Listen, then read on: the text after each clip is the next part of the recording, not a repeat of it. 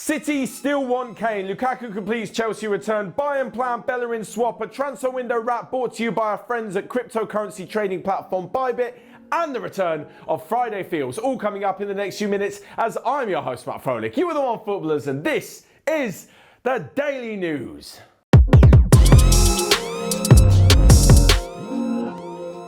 That was supposed to be a 300 reference because it's the 300th Daily News. But anyway, moving on to Harry Kane and his potential move to Manchester City because Pep Guardiola's side are still interested. Earlier in the summer, the manager said they didn't have quite enough money to go ahead and buy a big striker like Haaland or Kane. So here we are at the end of the transfer window. They've just spent 100 million on Grealish and they're looking to spend upward of 127 million pounds on bringing in the England captain. But will this be enough to turn Tottenham's head?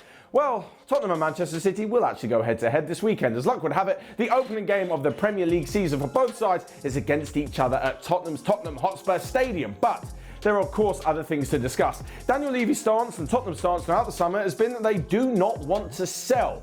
But there's a feeling, certainly in corners of the media, that maybe Manchester City could be offering enough money to turn Tottenham's head. We certainly know that Harry Kane wants to leave the club and go to a place where he feels like he's going to win far more trophies, which, given Manchester City's standing at the moment and Tottenham's, seems a little bit obvious.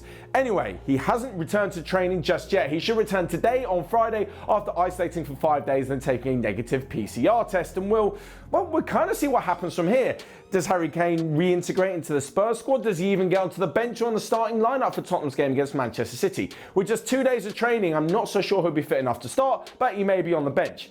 And if he is on the bench and Spurs want to sell him, they won't want to put him on because he might get injured. And Manchester City won't want to play because, well, they don't want him to play against them anyway. And they also won't want him to get injured as well. It's a precarious situation. You can imagine that both clubs will be discussing a little bit more than just the football at the weekend. After all of this, though, Harry Kane has been a fantastic servant to Tottenham. So, should they meet his desire to let him leave and go and win trophies, you can't exactly blame the guy. And good luck to him. Moving on, though, on one player who has moved to London, and that is Romelu Lukaku. And I say moved back to, because 10 years after first joining Chelsea, the Belgian forward is back at Stamford Bridge.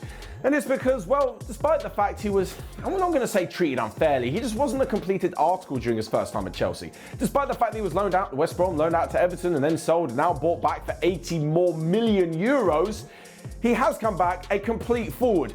Honestly, I think Manchester United are going to be the ones regretting selling him rather than Chelsea regretting selling him first time round. The big man himself has spoken and said that the club matches ambitions now at 28 years old. He's coming off the back of winning a Scudetto, and honestly, having won that, and I'm not saying that Inter Milan can't go far in the Champions League, Chelsea are the champions of Europe, and I think they've got a good chance of going far in the Champions League.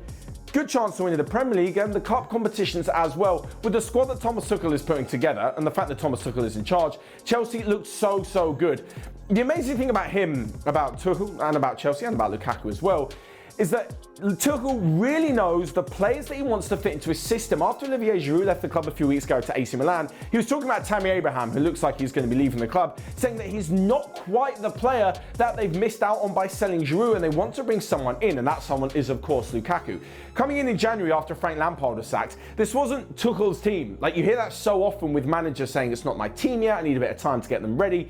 He immediately identified strengths, weaknesses within the squad, changed his tactics and won big games against the likes of Jose Mourinho, Pep Guardiola and Jurgen Klopp, and then took Chelsea to the fourth in the Champions League title. In my opinion, he's one of, if not the best managers in Europe, and now he's had a summer to get his team ready for how he really likes to play and brought in the players that he wants. I see no reason why Chelsea can't absolutely clean up when it comes to trophy this season. They've started in the best way possible by winning the UEFA Super Cup. Next up, though, and to Bayern Munich's pursuit of Hector Bellerin, the Spanish defender at Arsenal, who said that he wants a new challenge, and Bayern are looking at the reported interest of Arsenal in Corentin Tolisso to maybe put together a swap deal. The French midfielder has been injury-ravaged at his time at Bayern Munich, but is still a very good player. He'd suit the Arsenal team really well, and like I mentioned, Bellerin wants to go, and I think he'd actually suit Bundesliga football. The way Bayern Munich play when they dominate so many games, especially in the league, they like to get their fullbacks flying forward, especially with Alphonso Davies on the left-hand side. On the right-hand side, Benjamin Pavard, not necessarily flying forward, but still a very good right-back, but they don't have too much depth. And I think having Hector Bellerin as a backup and just as another option to Pavard, who can also play centre-back, would really benefit the Bundesliga champions. Hasn't been the most sparkling pre-season for them under new manager Julian Nagelsmann, but I'm sure with this signing, they'll move ever closer to looking stronger as they start the new Bundesliga season. On top of all of this, they are still interested in Marcel Sabitzer, so if they get rid of Tolisso, that opens up a spot in central midfield for the Austrian captain at Leipzig. Next up, and it's the transfer window wrap, brought to you by our friends at cryptocurrency trading platform Bybit. And first off, Liverpool have been told if they want to sign Rennes winger Jeremy Doku, they're going to have to pay about 38 million euros to sign him. Juventus are set to complete a deal finally for Sassuolo midfielder Manuel Locatelli. Marcelo Bielsa is continuing at Leeds after signing a new one-year deal. And lastly but not least, just when you thought the transfer window couldn't get any crazier, PSG are planning a big move next summer when they potentially lose Kylian Mbappe on a free transfer after his contract expires by bringing in Cristiano Ronaldo. They've already paired Messi with Sergio Ramos. Surely Messi with Ronaldo is just a step too far? Maybe not. Finally then, we come to Friday Feels, the return of Friday Feels, because loads more football is back this weekend. This is where you guys leave your footballing predictions in the comment section down below, and we read out a few of the correct ones on Monday. First up, and I think that Lionel Messi is going to score in his debut against Strasbourg for PSG. It's inevitable. Surely it's going to happen. Secondly, I think that Harry Kane is actually going to stay on the bench and not play any part in Spurs versus Manchester City. And lastly but not least, in another interesting game in the Premier League this weekend, Manchester United and Leeds will draw 1-1 to kick off their seasons with a point each. So that's all from me. Let me know your Friday feels down below. Check out everything else we got going on. And until next time, I will see you guys later.